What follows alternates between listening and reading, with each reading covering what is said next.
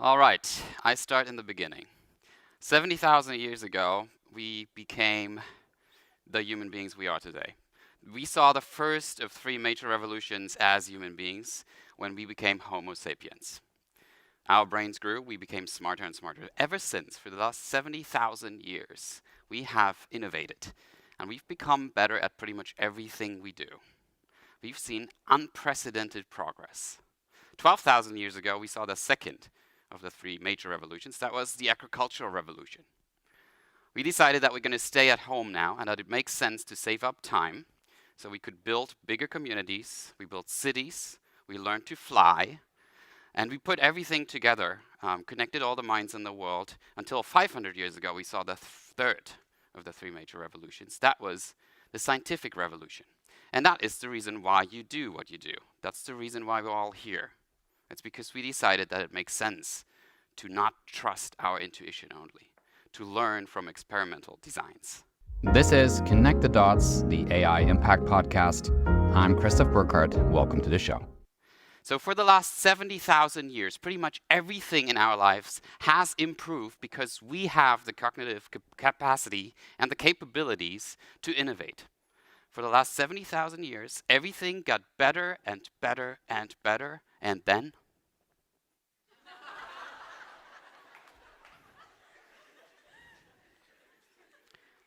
are we making progress?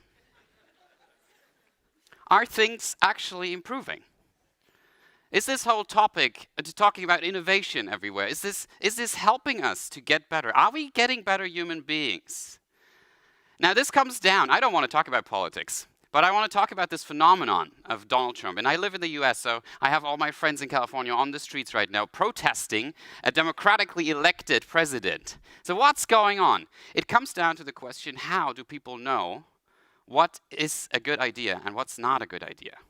How do we evaluate? How do we judge? And you've heard it already. This is tricky.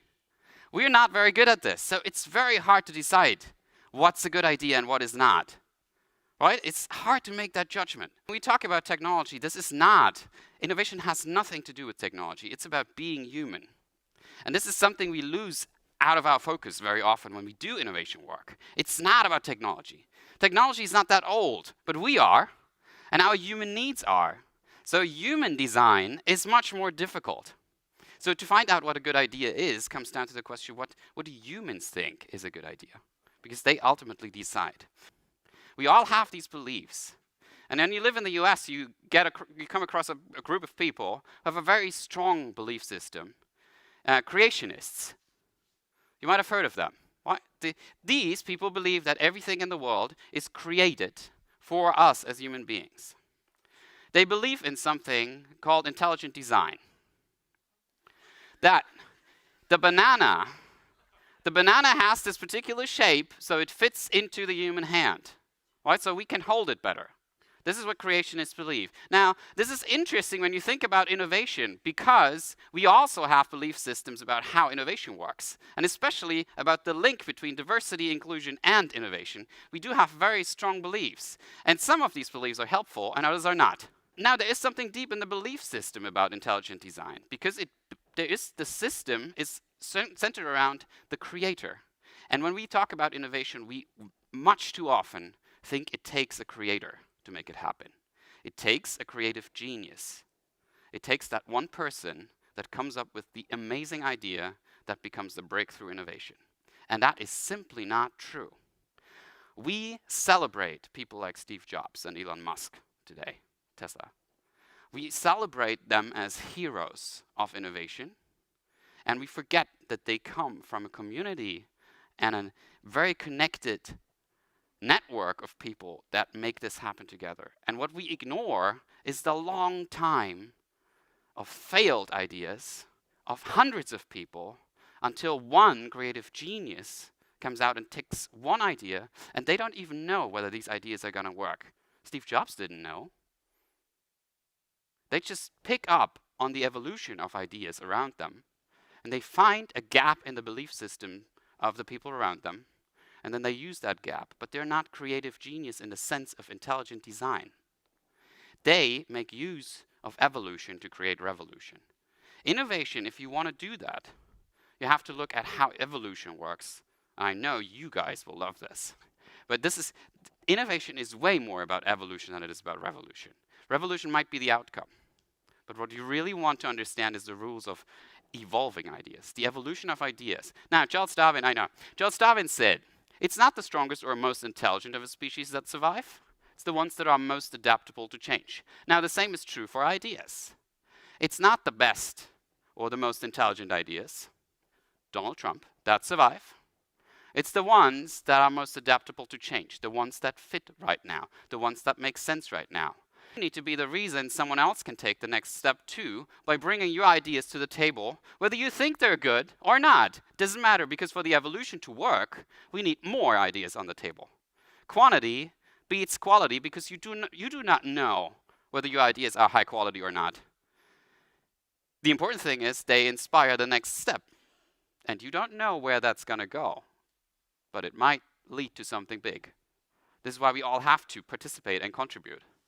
You might have heard about the post-factual world that we're approaching, the post-truth world, where no one believes in evidence anymore.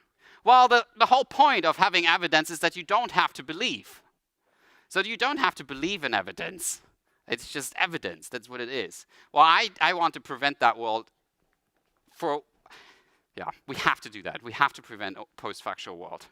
So because we live in a complex world, sometimes it's confused. So if you're in that innovation space, sometimes people think everything we do is pretty random. So which ideas work and which don't, which ones survive, is pretty random. But it's not a random world. It's a complex world. And that is driven, so what we get is chaos as a result. And chaos doesn't mean that things just happen randomly. They just happen for reasons that we don't know, because we're not smart enough to understand complexity. In an evolution of ideas, it does not matter where we're going, where we end up, because evolution doesn't care about the end result of everything. We never reach that point in which everything is fine, because the solutions we create today to solve the problems that we have today will create the problems that we have to solve tomorrow. Unfortunately, that means this innovation game will not stop, nor will it slow down. We will have to put more and more ideas on the table, the more people we have playing this innovation game. And you will have more and more people. This is the reason why so many companies push the topic of innovation so much. Because we have to put more in innovation, more ideas that are capable of becoming innovation on the table to just survive the next status quo. If you want to step into this innovation game, you have to act despite all the doubts, despite all the fear, despite all the things that you think might hurt your reputation, might make you vulnerable as human beings. We have to use this courage to make this world a better place. And right now, more than ever, we need all of your ideas on this table. Thank you very much.